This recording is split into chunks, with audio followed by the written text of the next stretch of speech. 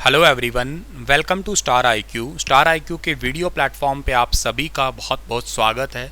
आप सभी को Radhe Radhe, a very good evening to all of you. नमस्कार, आदाब, अभिनंदन। स्टार आईक्यू चैनल को अगर आपने अभी तक सब्सक्राइब नहीं किया है तो प्लीज़ कर लीजिएगा, अपने दोस्तों को भी शेयर कीजिएगा इस पर्टिकुलर यूट्यूब चैनल को। दोस्तों, कल आपसे एक सवाल पूछा था, उसका सही जवाब क्या होगा कि ब्रिटिश राज के विरुद्ध आंदोलन के लिए नौजवान भारत सभा की स्थापना किसने की? तो नौजवान भारत सभा की स्थापना की थी भगत सिंह ने। ऑप्शन नंबर सी जो है सवाल का बिल्कुल ठीक रहेगा। भगत सिंह ने मजदूरों, किसान और युवाओं को इकट्ठा किया, नौजवान भारत सभा की स्थापना की और कौन से साल में की थी? 1926 के अंदर स्थापना की थी ये। आज का पहला हरियाणा करंट अफेयर क्या रहेगा कि हरियाणा के कितने जिलों में एटीएम फ्रॉड इन्वेस्टिगेशन सेल की शुरुआत हुई है? तो ये एटीएम फ्रॉड इन्वेस्टिगेशन सेल की शुरुआत हरियाणा के सभी जिलों में ही हो गई है, यानी कि 22 के 22 डिस्ट्रिक्ट में। आप लोगों को ये तो बहुत अच्छे से अंदाज़ा है कि एटीएम जब से आया है तब से हमारे जीवन में थोड़ी सुगमता तो खैर आई है कि जब चाहें तब हम लोग वहाँ से पैसे हैं वो ले सकते हैं। कैश हमें जेब में रखने की ज़रूरत नहीं पड़ती है, जस्ट एक कार्ड से हम लोग अपने अकाउंट को एक्सेस कर सकते हैं। लेकिन इंडिया है भाई, इंडिया में जुगाड़ तो खैर पॉसिबल है ही है।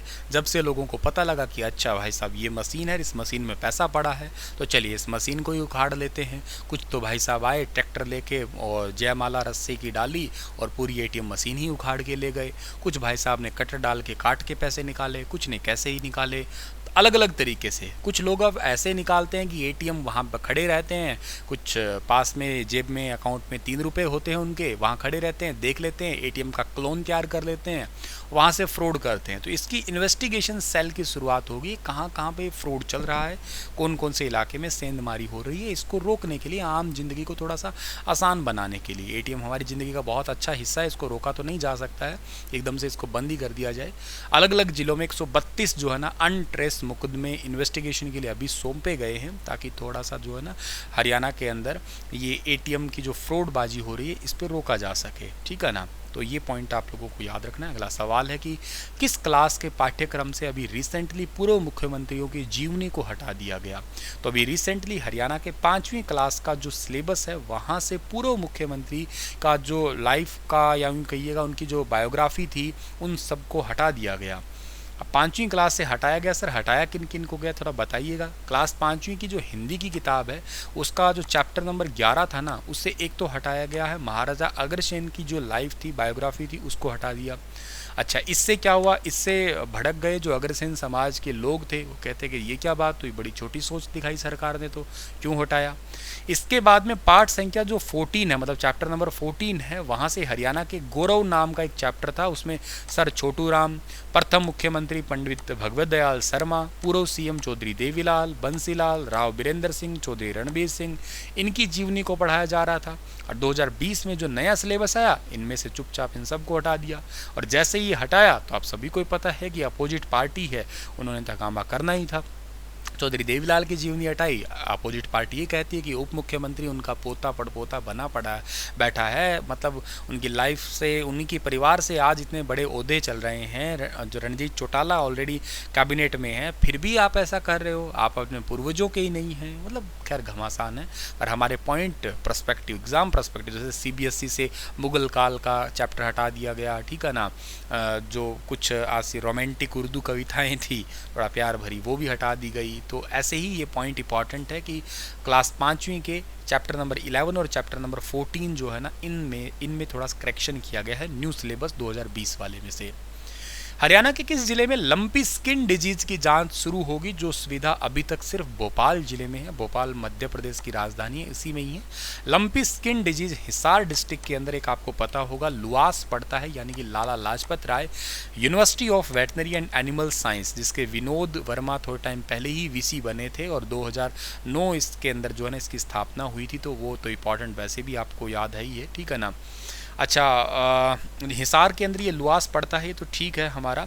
लेकिन आप लोगों को ये है कि लंपी स्किन डिजीज़ आजकल गाय के अंदर आप लोगों ने देखने को मिल ही रहा है कि लंपी स्किन डिजीज़ है, ठीक है। इसको एक बार मुझे करेक्ट करना, 2009 है या 2010 है,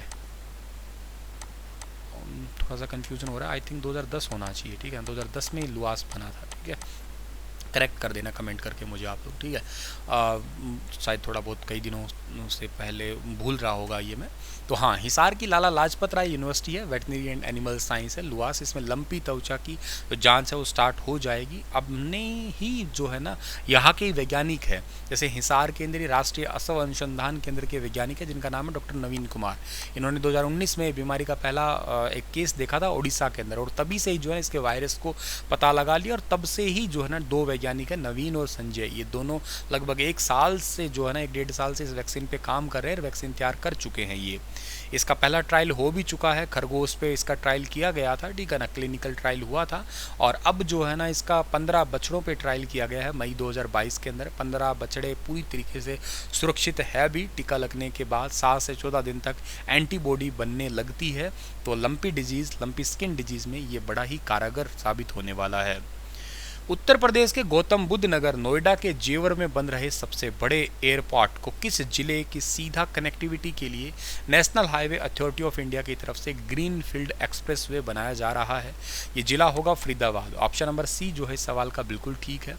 3 एक्सप्रेसवे से कनेक्ट हो जाएगा ये फरीदाबाद जिला। दिल्ली मुंबई एक्सप्रेसवे से जो है ना कनेक्टिविटी मिल रही है। फरीदाबाद के 15 और नोएडा के 5 गांव इसमें शामिल होने वाले हैं।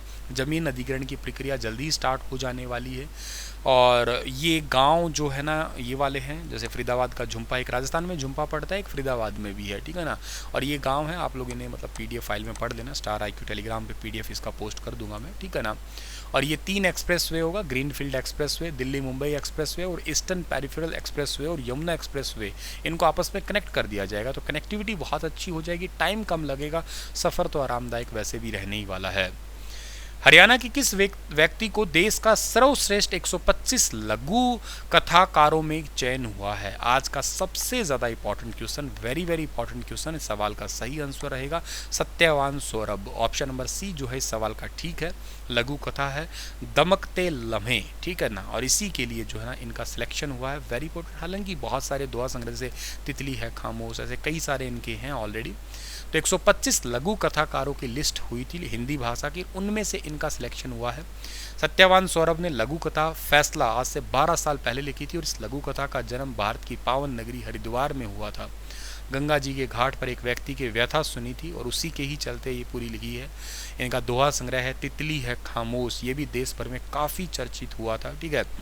दमकते लम्हे के लिए इनको सिलेक्शन हुआ है इनका। भिवानी जिले के सिवानी उपमंडल के गांव बड़वा के रहने वाले हैं ये सत्यवान सौरभ, और इनकी लघु कथा फैसला को देश विदेश में मतलब बहुत ही ज़्यादा फेमस किया गया। तो फैसला जो है ना उसके लिए, दमकते लम्हे के लिए, और एक के साथ में दोहा संग्रह है इनका तितली है खामोश। ये दोनों तीनों ही खैर एक ओवरऑल ऑब्जर्वेशन में थे। आज का सेशन यही है, और आपके लिए सवाल है कि प्रसिद्ध सूफी संत निज़ामुद्दीन औलिया किसके समय दिल्ली में बसे थे? अकबर, जहांगीर, शाहजहाँ और औरंगजेब। एसएससी और एसएससी दोनों ही एग्ज़ाम में बहुत बार ये सवाल रिपीट हुआ है। आंसर तो आप करिएगा ही करिएगा, लेकिन इनका डिटेल लिखिएगा, और इन चारों राजाओं के बारे में भी लिख सकते हैं तो ज़रूर लिखिएगा आप लोग, और निज़ामुद्दीन औलिया के बारे में भी लिखिएगा। जितना डिटेल से लिखे उतना अच्छा है। आपसे रिक्वेस्ट ये भी रहेगा कि please star IQ YouTube channel को सब्सक्राइब और शेयर ज़रूर करिएगा, यही आप लोगों से रिक्वेस्ट है। कुछ दिनों से सब्सक्राइबर में चेंजेस कम ही देखने को मिल रहा है, तो प्लीज़ आप सब्सक्राइबर चेंज करिएगा, इन द सेंस कि बढ़ाइएगा, इंक्रीज़ करने में हेल्प करिएगा। Thank you so much. यही उम्मीद के साथ में कल मिलूँगा आपसे मैं 13 अगस्त के हरियाणा करंट अफेयर लेके। तब तक अपना ख्याल रखिएगा।